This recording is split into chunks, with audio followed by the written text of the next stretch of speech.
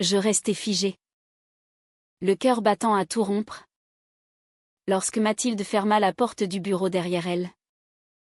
Son regard bleu acier planté dans le mien comme une lame. « Émilie. Il est temps que tu saches la vérité, murmura-t-elle d'une voix rauque, chargée d'un poids invisible qui me glaça le sang. Et alors que la nuit parisienne enveloppait l'immeuble de son silence oppressant, je sentis le sol se dérober sous mes pieds, ignorant que cette révélation allait pulvériser tout ce que je croyais être ma vie. Ce soir-là, au cœur de la capitale française, dans les bureaux feutrés d'une agence de publicité renommée rue de Rivoli, je m'étais attardé bien au-delà des heures normales. À 28 ans, j'étais une assistante dévouée, ambitieuse, mais prisonnière d'une routine qui masquait mes tourments intérieurs. Mathilde, ma patronne de 35 ans, était une figure charismatique, une femme d'affaires impitoyable dont l'élégance et la détermination inspiraient autant qu'elles intimidaient. Nous travaillions ensemble depuis 2 ans, et au fil des mois, une tension subtile s'était installée entre nous, des regards prolongés lors des réunions, des sourires complices qui en disaient plus que des mots. Mais je refusais d'y prêter attention, terrifié par ce que cela pourrait signifier pour moi. Une femme élevée dans une famille conservatrice de Provence, où l'amour entre deux femmes était un tabou innommable. Pourquoi restais-je si tard? Officiellement, pour finaliser une campagne publicitaire urgente. Mais au fond de moi, je le savais, c'était pour elle. Pour ces moments volés où Mathilde passait vérifier mon travail, posant une main légère sur mon épaule, déclenchant un frisson que je n'osais nommer. Ce soir, cependant, quelque chose était différent. L'air était chargé d'électricité, comme avant un orage estival. Je tapais frénétiquement sur mon clavier, essayant de noyer mes pensées dans le bruit des touches. « Concentre-toi, Émilie, me disais-je intérieurement. Ce n'est qu'une attirance passagère? Rien de plus. » Mais mon esprit vagabondait, revivant ces instants où nos mains s'effleuraient par accident, où son parfum de jasmin envahissait l'espace, me laissant étourdi. Soudain, la porte s'ouvrit. Mathilde entra, son manteau encore sur les épaules, comme si elle n'avait pas prévu de partir. « Tu es encore là ?» demanda-t-elle, sa voix veloutée trahissant une pointe d'inquiétude. Je levai les yeux, et nos regards se croisèrent. Il y avait dans le sien une intensité nouvelle, une vulnérabilité que je n'avais jamais vue chez cette femme toujours si maîtresse d'elle-même. Elle s'approcha, et sans un mot de plus, ferma la porte à clé. Mon pouls s'accéléra. « Qu'est-ce qui se passe ?» balbutiai-je, feignant l'innocence. Elle s'assit sur le bord de mon bureau, si proche que je pouvais sentir la chaleur de son corps. « Émilie. Je ne peux plus faire semblant, avoua-t-elle. Ces derniers mois, je t'ai observé, et je ressens quelque chose pour toi. Quelque chose de profond, d'interdit. » Ces mots me frappèrent comme un coup de tonnerre. Interdit? Oui. Car Mathilde était mariée. À un homme, un politicien influent de la scène parisienne. Leur union était un mariage de convenance. Chuchotait-on dans les couloirs? Mais pour le monde extérieur, c'était le couple parfait. Et moi, j'étais célibataire, mais hanté par un passé douloureux, une relation avortée avec une femme à l'université, qui m'avait laissé brisé, jurant de ne plus jamais succomber à de tels sentiments. « Tu te trompes, répondis-je, la voix tremblante. C'est impossible. Tu es ma patronne. Et ton mari. Mais intérieurement, une tempête faisait rage. Était-ce de la peur? Du désir? Ou les deux entremêlés dans un chaos insurmontable? Mathilde se leva, faisant les 100 pas dans la pièce étroite. Mon mariage est une façade? Émilie. Une prison dorée que j'ai construite pour plaire à ma famille, à la société. Mais avec toi, je me sens vivante. Tes idées brillantes en réunion. Ta façon de rire quand tu penses que personne ne te voit. Tout cela m'attire irrésistiblement. Je sentis une larme couler sur ma joue. Comment pouvait-elle dire cela? Et pourquoi cela résonnait-il si profondément en moi? Et si c'était une erreur, pensais-je? Si je cédais? Que deviendrais-je? Une amante cachée? Une ombre dans sa vie parfaite? Pourtant, une partie de moi criait de sauter le pas, d'embrasser cette passion qui bouillonnait depuis si longtemps. Nous parlâmes des heures durant, nos voix se brisant sous le poids des confessions. Elle me raconta son enfance en Bretagne, élevée dans une famille catholique stricte, où l'homosexualité était un péché mortel. J'ai épousé Pierre pour échapper à mes démons, admit-elle. Mais il me rattrape. Moi.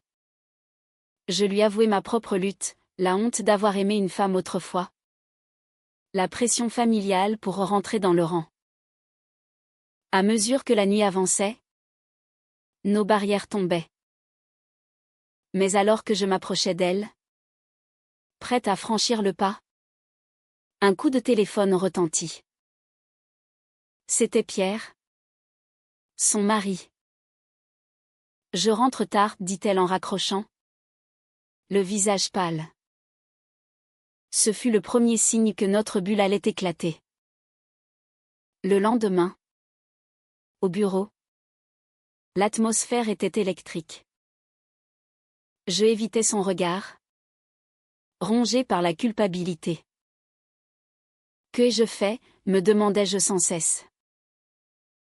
Ai-je le droit de détruire une vie pour un sentiment fugace?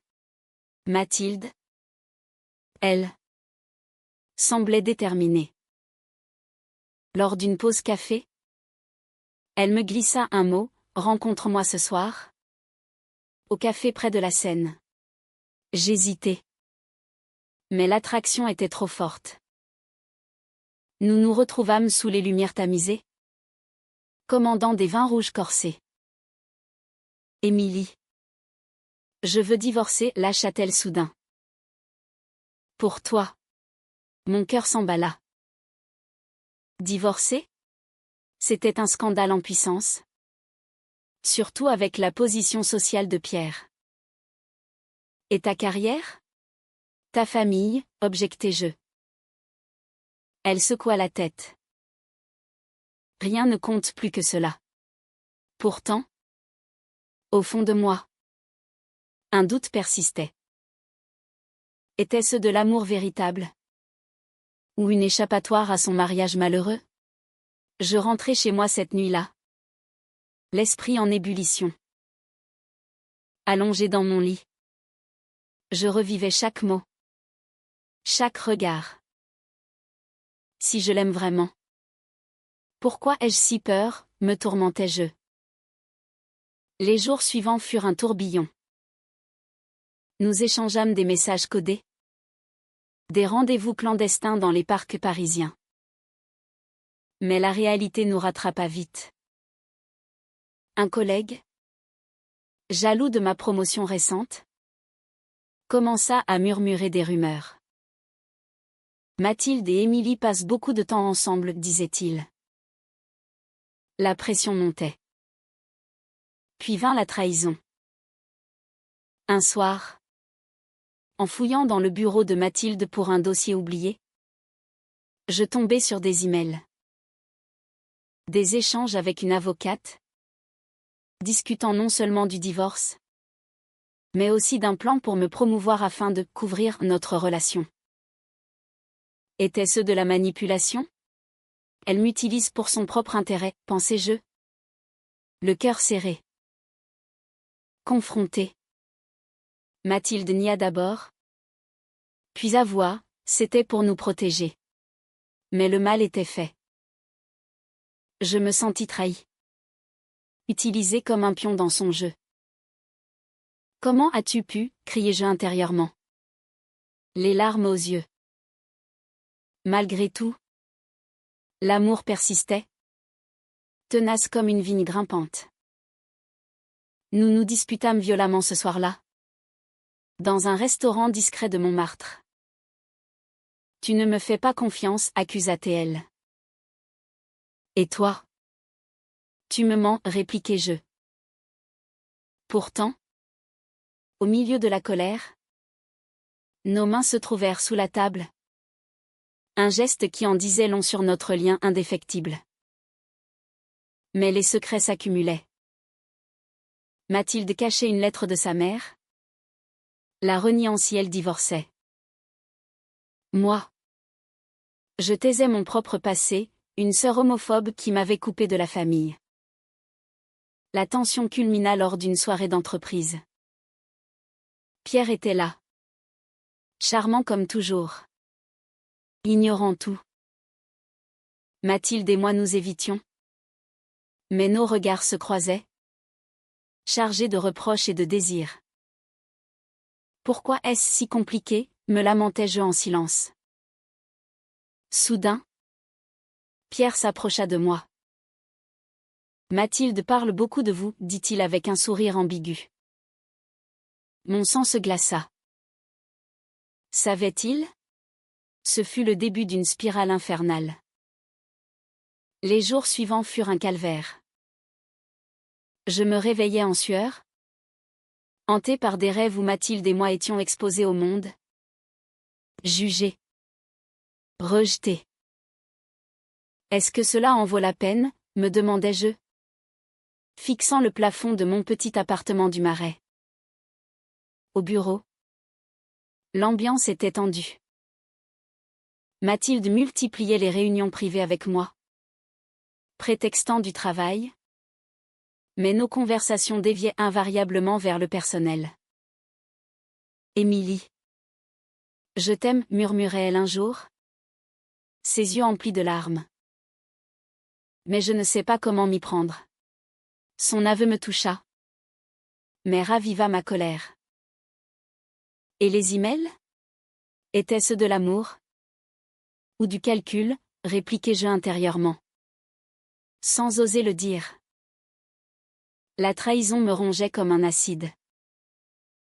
Je passais des nuits entières à relire ses messages, cherchant des preuves de sa sincérité. Peut-être ai-je mal interprété, me convainquais-je parfois. Mais le doute persistait, creusant un fossé entre nous. Un après-midi. Lors d'une pause, je la confrontai enfin. Mathilde. Ces promotions. Était-ce pour me garder près de toi? Ou pour m'acheter? Elle blêmit.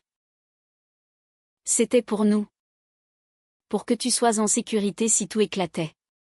Sa voix tremblait. Mais je sentais une faille. Était-elle honnête? Ou jouait-elle un rôle? Comme dans son mariage? Malgré cela, notre attirance grandissait. Alimentée par le danger. Nous nous retrouvions en secret dans des cafés oubliés de la rive gauche. Nos discussions chargées d'une passion flamenco-like.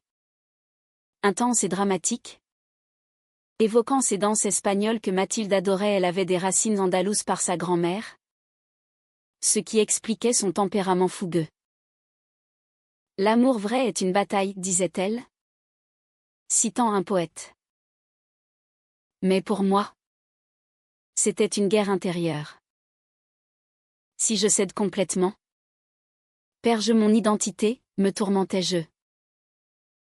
Ma famille, bien que lointaine, pesait sur moi.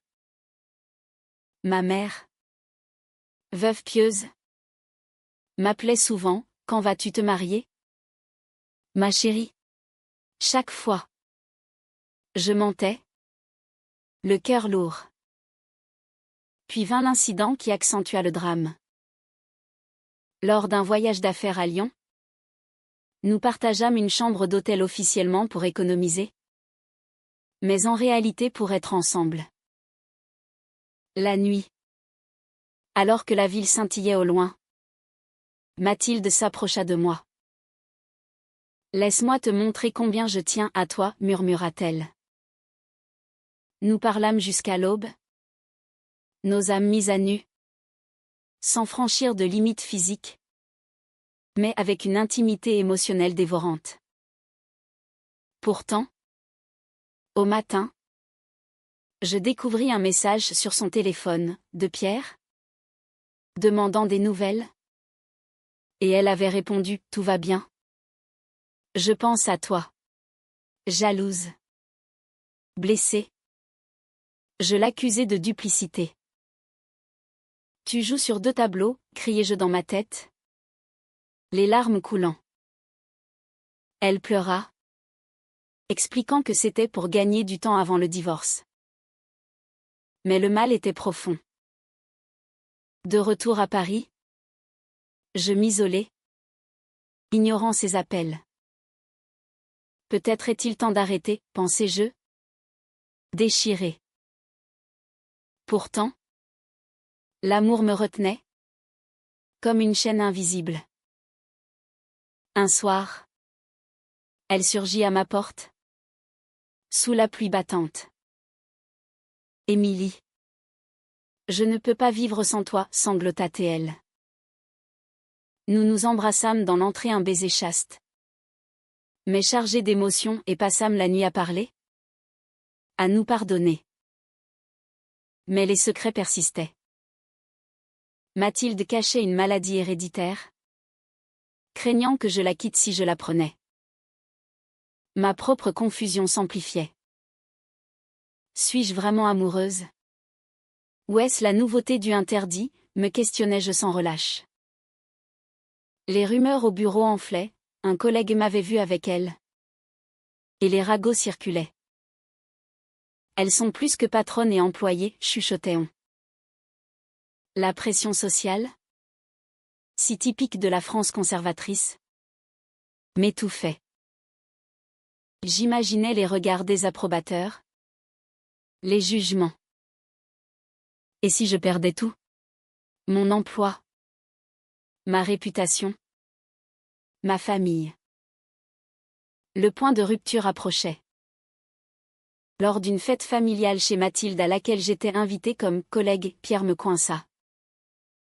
Je sais pour vous deux, murmura-t-il. Son sourire faux. Mon monde s'effondra. Comment, balbutiai-je intérieurement.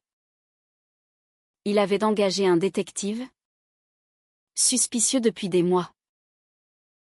Mathilde, confrontée, nia d'abord, puis avoua partiellement. C'est compliqué, dit-elle à son mari. Mais pour moi, ce fut une trahison suprême, elle protégeait son image au détriment de nous.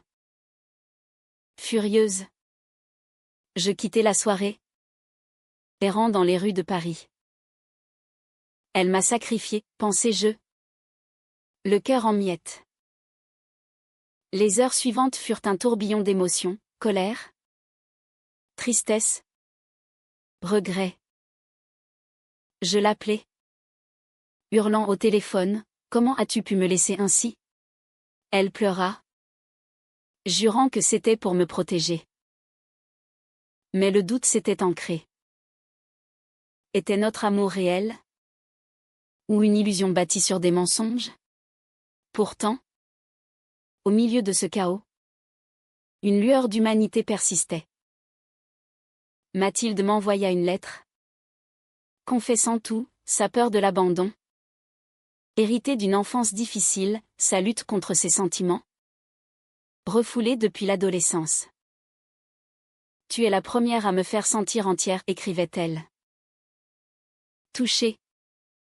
Je pleurais seule dans mon appartement. Peut-être pouvons-nous surmonter cela, espérais-je faiblement. Mais les nuages s'amoncelaient, promettant une tempête plus violente. La révélation de Pierre changea tout. Je me sentais exposée, vulnérable. Comme si le monde entier connaissait mon secret. Comment ai-je pu être si naïve, me reprochais-je nuit après nuit, tournant en rond dans mon lit. Mathilde multipliait les tentatives pour me reconquérir, fleurs anonymes au bureau. Messages poignants. Pardonne-moi. Émilie. Je t'aime plus que tout. Mais chaque mot ravivait la douleur de la trahison. Et si c'était encore un mensonge, doutais-je. Le cœur serré par une angoisse grandissante. Au travail, l'atmosphère devint insoutenable. Les collègues murmuraient, jetant des regards suspicieux. Un jour, mon supérieur direct me convoqua, des rumeurs circulent. Soyez prudente. Humiliée, je rentrai chez moi en larmes. Ma carrière est en jeu, pensais-je, imaginant les conséquences. Mathilde, elle, affrontait son propre enfer, dispute violente avec Pierre, qui menaçait de tout révéler publiquement. Il veut me détruire, me confia-t-elle lors d'un appel clandestin. Sa voix brisée me toucha. Mais je résistais. Pourquoi ne l'as-tu pas quitté plus tôt, accusai-je intérieurement. Les conflits intérieurs s'intensifiaient. Je me rappelais mon passé, à 20 ans. J'avais aimé Sophie. Une étudiante passionnée. Mais notre relation s'était terminée dans la honte quand ma famille l'avait découverte. Jamais plus, m'étais-je juré. Pourtant, avec Mathilde, c'était différent, plus profond, plus dévorant. Elle me complète, admettais-je dans mes moments de faiblesse. Mais la peur dominait, peur du rejet social, peur de la perte. Un soir, seul au bord de la Seine, je criai intérieurement, pourquoi l'amour doit-il être si douloureux? Puis vint le coup de théâtre. Mathilde m'invita à un dîner secret dans un bistrot de Saint-Germain-des-Prés. J'ai quelque chose à te dire, annonça-t-elle. Les yeux rougis. Assise en face d'elle, je sentis mon cœur fondre malgré moi. Elle prit ma main, je suis enceinte. Le monde s'arrêta. Enceinte? De Pierre? Bien sûr, un dernier sursaut de leur mariage avant la crise. C'était avant nous, expliqua-t-elle. Paniquée. Mais maintenant, tout change. Choquée, je retirai ma main. Un enfant? Comment peux-tu me demander de rester, pensai-je. Une vague de nausées m'envahissant. Cette nouvelle déclencha une cascade d'émotions. Colère d'abord, tu m'as piégé dans ce chaos. Puis tristesse, un enfant innocent. Pris dans notre tourmente. Et enfin, un amour renouvelé, mêlé de compassion. Mathilde pleurait, je ne sais pas quoi faire. L'avortement? Le garder? Tout est si compliqué. Sa vulnérabilité me brisa. Et moi dans tout ça, me demandais-je. Étais-je prête à élever un enfant avec elle? Dans une société qui nous jugerait? Les nuits suivantes furent un supplice. Je imaginais des scénarios, fuir Paris. Tout recommencer ailleurs, ou la quitter. Pour son bien et celui de l'enfant. La pression familiale s'ajouta. Ma sœur, apprenant les rumeurs via un cousin parisien, m'appela, Émilie. Dis-moi que ce n'est pas vrai. Une femme mariée? C'est un scandale. Blessée. Je raccrochai. Mais ces mots résonnaient. Suis-je une destructrice de foyer, me flagellais-je. Mathilde, de son côté, affrontait sa mère. Tu déshonores la famille, lui avait-on dit. Notre amour, autrefois source de joie, devenait un fardeau écrasant.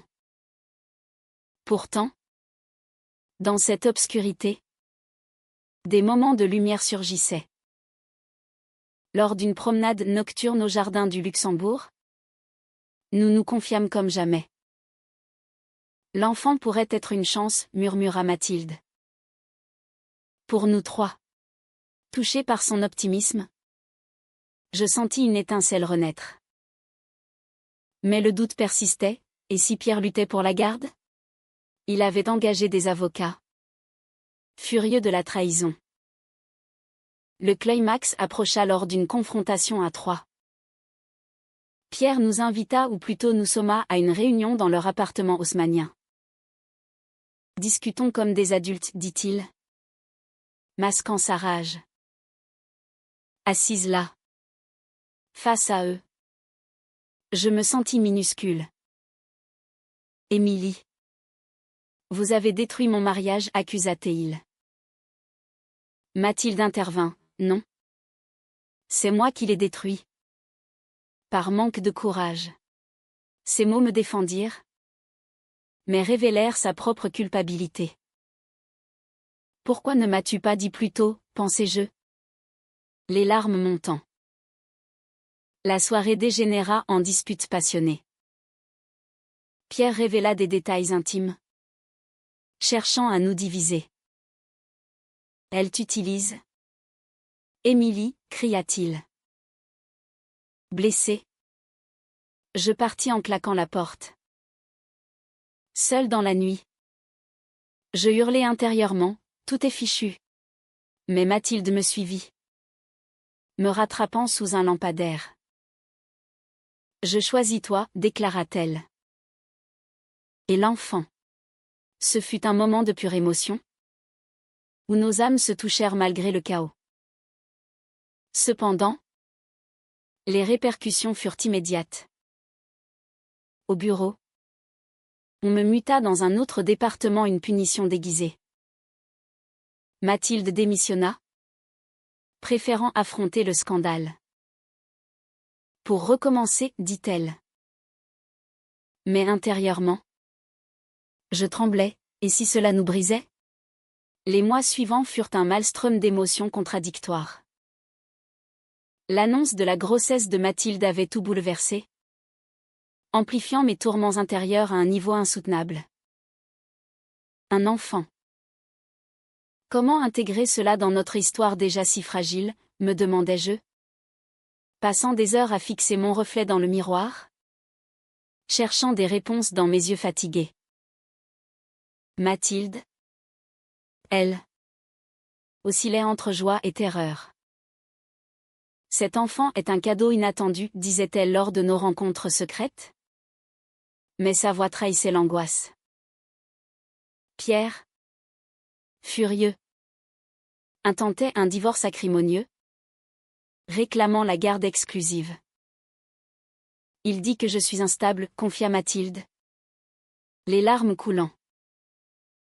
Mon cœur se serrait, et moi? Suis-je prête à être une figure parentale dans ce tumulte?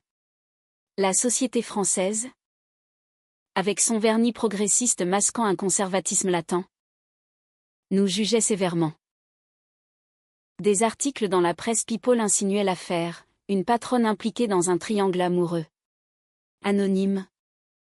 Bien sûr. Mais nous savions. Comment survivre à cela, me lamentais-je. Ma famille, apprenant tout, me renia partiellement. Ma mère m'écrivit, tu me déçois. Émilie. Pense à ton avenir. Blessée au plus profond. Je pleurais seule. Questionnant mon identité, suis-je monstrueuse d'aimer ainsi? Pourtant, l'amour pour Mathilde grandissait, nourri par l'adversité. Nous nous voyons en cachette dans des villages de banlieue, loin des regards. Lors d'une escapade en Normandie. Sous un ciel orageux. Elle posa sa main sur son ventre naissant. Sentez-le, murmura-t-elle. Touchant sa peau. Je sentis un lien naître non seulement avec elle, mais avec cet enfant innocent. Peut-être est-ce notre destin, pensais-je. Une chaleur inattendue m'envahissant. Mais les doutes revenaient, et si Pierre gagnait? Si Mathilde regrettait? Une nouvelle trahison surgit. Plus dévastatrice. En consultant des documents légaux que Mathilde m'avait confiés, je découvris qu'elle avait envisagé de reconnaître l'enfant avec Pierre pour protéger notre relation des médias. Encore un mensonge, hurlai-je intérieurement. Le cœur en lambeaux. Confrontée. Elle s'effondra, j'avais peur pour toi. Pour nous. Mais cela raviva toutes les plaies passées. Combien de fois me trahiras-tu, accusai-je. La voix brisée. Nous nous disputâmes comme jamais. Nos mots comme des poignards émotionnels. Dans cette tourmente, mes monologues intérieurs devinrent un refuge torturé. L'amour vrai exige-t-il tant de sacrifices, me questionnais-je. Errant dans les rues pluvieuses de Paris. Mathilde, elle, luttait contre sa propre culpabilité, j'ai tout détruit, sanglotait-elle. Pourtant, un soir, elle me surprit avec un geste humain, une lettre à Pierre, renonçant à tout héritage pour la liberté. Pour toi, dit-elle. Touchée. Je pardonnai partiellement. Mais la méfiance persistait. Le haut point dramatique arriva lors de l'audience de divorce. Assise au tribunal, je vis Mathilde affronter Pierre. Son ventre arrondi visible. Je choisis l'amour, déclara-t-elle au juge, me désignant du regard. Pierre explosa, elle est manipulée par cette femme. Le scandale éclata. Les médias s'emparant de l'histoire. Patronne lesbienne enceinte, un triangle explosif, titraient les tabloïds. Humiliée. Je me cachai. Mais intérieurement. Une rage nouvelle naquit, pourquoi la société nous punit-elle ainsi? Post-audience.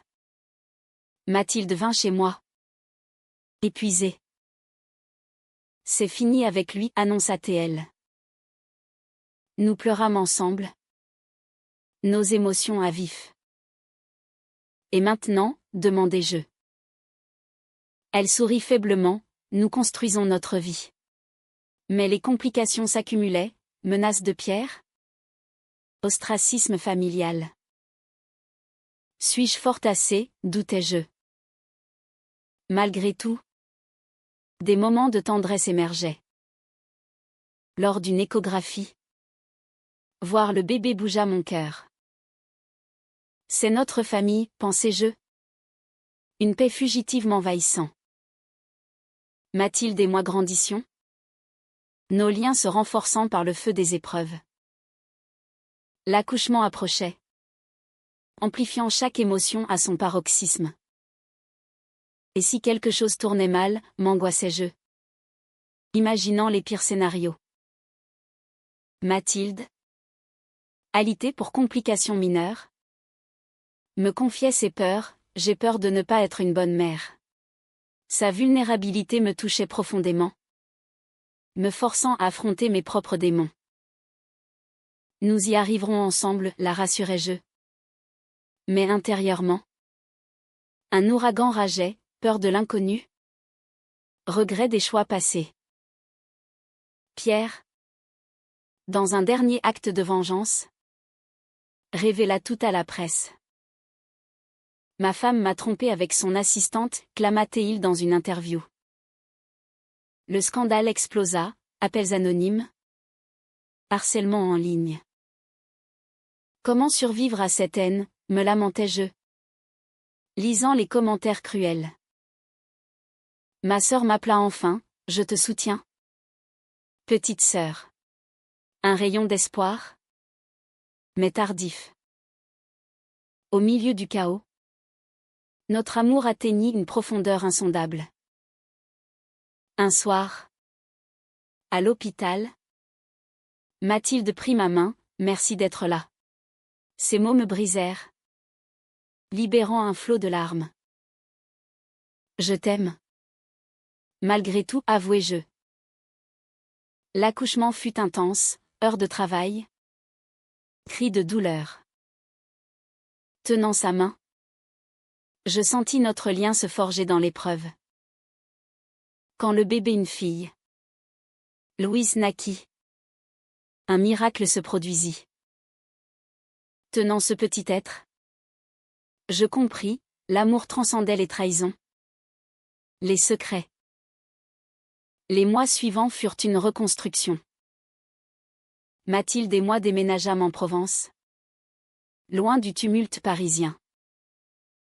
Pierre, adouci par la paternité partagée, accepta un accord amiable. Pour Louise, dit-il, nos familles, lentement, se radoucirent. Ma mère vint visiter, émue par l'enfant. Pourtant, les cicatrices restaient. Avons-nous mérité ce bonheur, me questionnais-je parfois. Mais en voyant Mathilde bercer Louise, nos regards se croisant avec une tendresse infinie, je savais, notre histoire, pleine de drames et de passion, était humaine. Nous avions choisi l'amour, malgré les tempêtes, et cela nous avait rendues plus fortes. Aujourd'hui, dans notre maison baignée de soleil méditerranéen, je regarde en arrière avec un mélange de douleur et de gratitude. Les secrets enfouis avaient failli nous détruire, mais ils nous avaient aussi révélés l'amour entre deux femmes, dans une France en évolution, n'était plus un tabou, mais une victoire personnelle. Et tandis que Louise grandit, entourée d'amour, je sais que notre décision difficile valait chaque larme versée.